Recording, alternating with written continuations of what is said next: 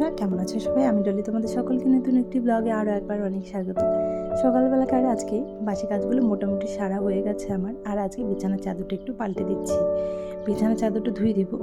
যদিও আজকে আকাশটা একটু সকালবেলা থেকে মেঘলা রয়েছে, কিন্তু তাও ধুয়ে দেবো। দেখা যাক, যদি পরে রোদ্দু থাকে তাহলে ভালোই হবে, আর না থাকলেও করার কিছু নেই। কারণ রাত্রেবেলা সেই আগের দিন রাতেই যেহেতু প্ল্যান করে রেখেছিলাম যে আজকে আমার কাজ কী কী থাকবে, তাই জন্যই বিছানার চাদরটা আজকে পাল্টানোর ছিল বা ধুয়ে দেওয়ার ছিল, তাই জন্য আজকে ধুয়েও দেবো। কী বলো তো, যদি একটু আগে থেকে প্ল্যানিং করে কাজগুলো করা হয় না, তাহলে কাজগুলো খুব সহজ হয় আর খুব কম সময়ের মধ্যে হয়েও যায়। তাহলে আর আলাদা করে ভাবতে হয় না যে আজকে কী করবো আর কীভাবে করবো। যদি এই ভেবেই সময়টা নষ্ট করে দিই, তাহলে দেখবে সময়টা অনেকটাই আমার বেশি লেগে যায়। আমার মনে হয় সবার ক্ষেত্রেই তাই হয়। আর কি বলো তো বন্ধুরা, আগে তো ওরকম ছিলাম না। যখন বিয়ের আগে মায়ের কাছে ছিলাম, তখন কিন্তু এরকমটা মনে হয় না যে কোনো মেয়ে এরকমটা থাকে। বিয়ের পরে একটু একটু করে নিজের সংসারে কাজগুলো দুটো একটা করে টুকিটাকি এভাবে করতে করতে গোছাতে গোছাতে সে নিজের মতো করে গুছিয়ে নিতে শিখে যায়। সে আমার ক্ষেত্রেও সেটাই হয়েছে।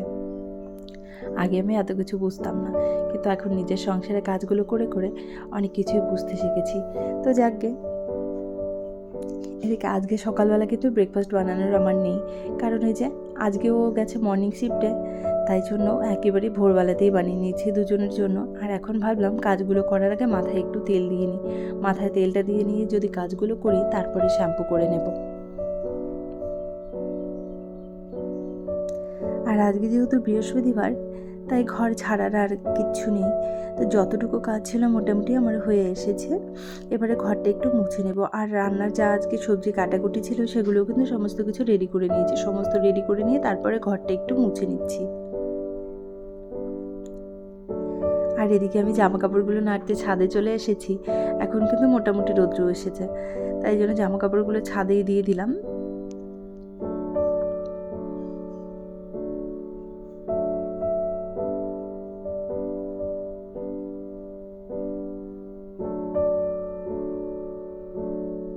আর এবার স্নান করে সোজা চলে আসলাম রান্নাঘরে। যেহেতু শ্যাম্পু করেছি, তাই চুলটা আমার বাঁধা আছে ওভাবেই।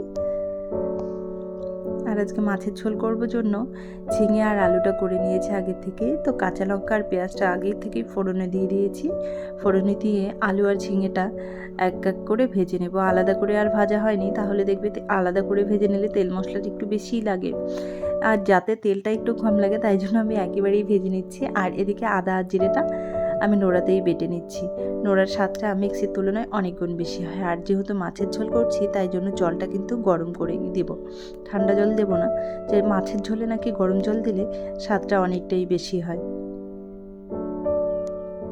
আর দেখো, ঝোলটা আমার ফুটতে শুরু করে দিয়েছে। এদিকে মাছ কটা দিয়ে দেবো।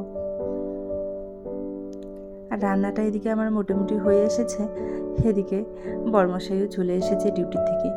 মর্নিং শিফটে থাকলে সেই 1:30টার মধ্যে ডিউটি থেকে চলে আসে। এখন প্রায় 1:30টা বাজে, আর ও ডিউটি থেকে চলে এসেছে।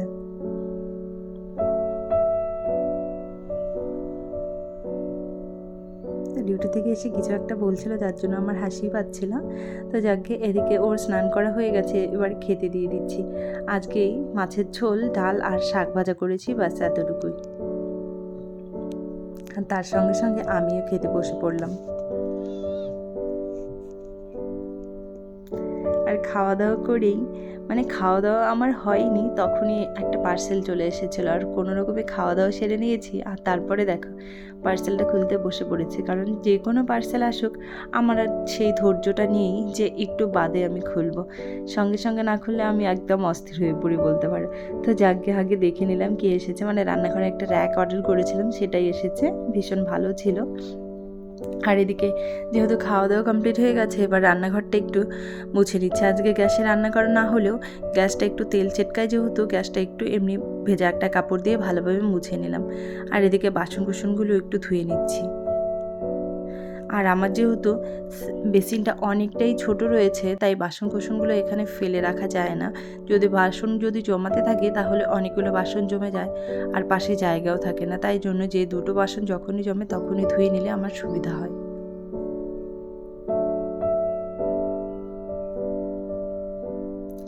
ভিজে কাপড়টা দিয়ে গ্যাসটা আগে একবার মুছে নিয়েছিলাম, এবার শুকনো কাপড়টা দিয়ে ভালোভাবে মুছে নিলাম যাতে করে জলের দাগটা আর না থাকে। আর রান্নার পরে রোজ দিনই যদি এই কাজগুলো একটু করি, মানে ভিজে একটা কাপড় দিয়ে কৌটোগুলো একটু মুছে নিই, তাহলে দেখবে রোজকার এই তেল চিটচিটে ভাবটাও থাকে না, আর কৌটোগুলো তো কিন্তু খুব তাড়াতাড়ি নোংরাও হবে না।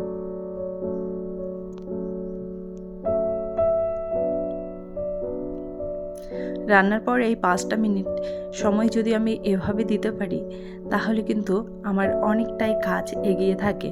আর দেখবে খুব তাড়াতাড়ি কৌটোগুলো নোংরাও হয় না, আর খুব তাড়াতাড়ি পরিষ্কার করারও আর প্রয়োজন পড়ে না।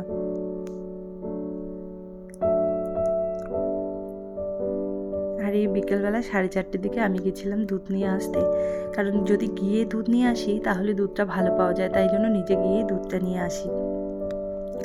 আর বিয়ের আগে কিন্তু এসব কিছুই আমাকে করতে হয়নি, কিন্তু বিয়ের পর অনেকটাই স্বাবলম্বী হয়ে গেছে বলতে পারো। কারণ নিজের সংসারের কাজগুলো নিজে দায়িত্ব নিয়ে যদি না করা হয়, তাহলে দেখবে কাজগুলো সঠিক হয় না, কিন্তু তাই জন্য সমস্ত কাজগুলো দায়িত্ব নিয়েই করতে হয়। আর দেখো এদিকে আমি ফর্দিটা বানিয়ে নিলাম দোকানে যাব বলে। মাসকাবাড়ি মুদি দোকানে খরচা নিয়ে আসার ছিল, আর দোকানে গিয়ে আমি ঘুরেও আসলাম, কারণ দোকান বন্ধ ছিল, শুধু ব্রেড আর কেক নিয়ে আসলাম। ও যেহেতু ডিউটিতে একটু ব্যস্ত আছে, এবার সমস্ত কিন্তু আমাকে সামলাতে হচ্ছে, শুধু সবজি বাজারটা একটু দূরে বলে ওকে সামলাতে হচ্ছে। না হলে এখন কিন্তু আমি বাজার পাট করা থেকে সমস্ত কিছুই শিখে গেছি। অ্যাকচুয়ালি বলতে পারো যে পরিস্থিতি মানুষকে সব কিছুই শেখে। আগে আমি বাজার পাট জানতামও না যে কোথায়, কিন্তু এখন আমি সমস্ত কিছুই শিখে গেছি। তো যাকে এবারে মোটামুটি আমার সন্ধ্যাবেলাকার কাজগুলো হয়ে এসেছে, শুধু জামা কাপড় গোছানো বাকি আছে, আগে সন্ধ্যেটা দেয়া হয়ে যায়। আর গরম পড়ে গেছে জন্য মশার উৎপাত বেড়ে গেছে, তাই জন্য এখন ধুনো একটু দিয়ে দিচ্ছি। আর ধুনোর গন্ধটা তো বেশ ভালো লাগে। এদিকে সন্ধে দেওয়া হয়ে গেছে, এবারে সন্ধ্যাবেলাকার টিফিনটাও বানিয়ে নিচ্ছি। সন্ধ্যাবেলাতে আজকে একটু চিড়ে বানাবো, মানে এটা চিড়ের পোলাও ঠিক নয়, ওই পোলাওয়ের মতো বলতে পারো, পোলাও নয় পোলাওয়ের মতো।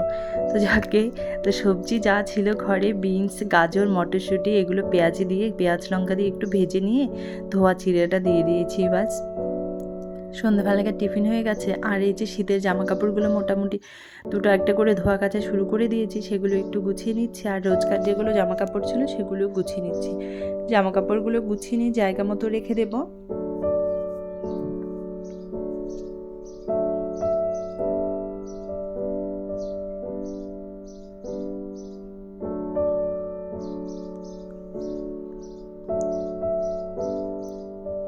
আর এই যে র্যাকটা দেখতে পাচ্ছ, প্লাস্টিকের যে র্যাকটা, সেটা কিছুদিন হলেও আমি নিয়েছি। এখানে আমার রোজকার টুকটাকের যেগুলো জিনিসপত্র আছে সেগুলো কিন্তু মোটামুটি এসে যায়। তো আজকের ভিডিওটা আমি এখানেই এন্ড করছি। আজকের এই ছোট্ট ভিডিওটাতে যদি কিছু ভালো লেগে থাকে, তাহলে অবশ্যই করে ভিডিওটাতে একটা লাইক করে দিয়ে আমার পাশে থেকো প্লিজ।